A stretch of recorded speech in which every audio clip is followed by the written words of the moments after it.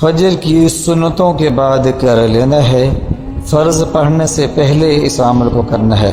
जब आप नमाज फ़जर की सुन्नतें अदा कर लें तो उसके बाद इस मुबारक अमल को कर लें, उसके बाद फ़राइज़ अदा करें। इंतहाई आसान और आज़मुदा अमल है।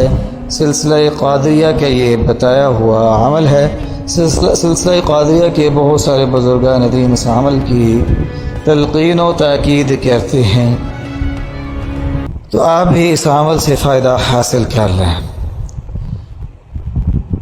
नमाज फ़जर की सुन्नतें पढ़ने के बाद आपने 313 मरतबा अल्लाह पाक की इसमें मुबारक या रज़्ज़ाक़ु या रज़्ज़ाक़ु या रज़्ज़ाक़ु या रज़्ज़ाक़ु, अल्लाह पाक की इस इसमें मुबारक आपने 313